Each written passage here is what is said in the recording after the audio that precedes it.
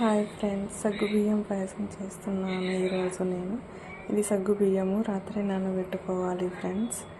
ఇది బెల్లము, సగ్గుబియ్యం ఉడికిన తర్వాత బెల్లం వేయాలి.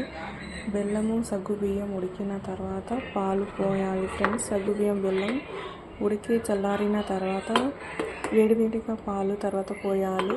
ముందే పోస్తే పాలు ఇరిగిపోతుంది ఫ్రెండ్స్, బెల్లం వేస్తున్నాం కాబట్టి.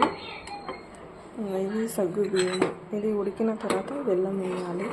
ఇది మధ్య మధ్యలో కలుపుకుంటూ ఉండాలి ఫ్రెండ్స్, లేకుంటే గడ్డలు కడుతుంది కింద. ఇది ఇలా ఉడికిన తర్వాత బెల్లం వేసుకోవాలి ఫ్రెండ్స్. మధ్య మధ్యలో కలుపుకుంటూ ఉండాలి, లేకుంటే గిన్నెకు అంటుకుంటుంది కింద. చూడు ఉడికినాక ఎలా పడుతుందో. ఇప్పుడు బెల్లం వేసుకుందాం.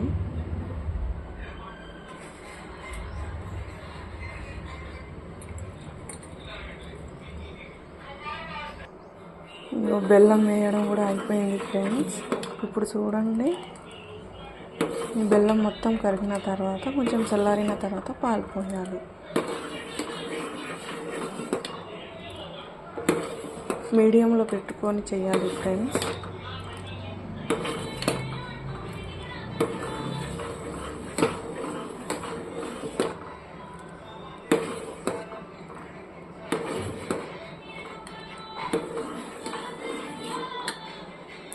పాలు కూడా బాగా వేడి అయింది కదా.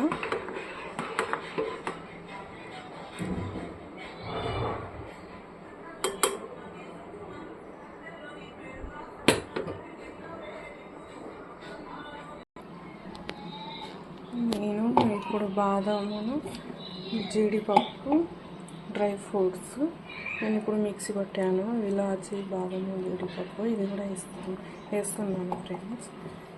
అంటే టేస్ట్ బాగా వస్తుందని. ఇష్టం వేసుకుంటే వేసుకోవచ్చు, లేదంటే లేదు ఫ్రెండ్స్. ఇంకో డ్రై ఫ్రూట్స్ వేసి కలిపిన తర్వాత ఇట్లా అయింది ఫ్రెండ్స్. ఇప్పుడు ఉడికింది మొత్తము. ఇప్పుడు బంద్ చేసి చల్లారిన తర్వాత పాలు పోయడం అంతే ఫ్రెండ్స్. సగ్గుబియ్యం పాయసం రెడీ వేడి వేడిగా. ఇప్పుడు పాలు పోస్తున్నాను ఫ్రెండ్స్, నేను వేడి పాలు పోస్తున్నాను.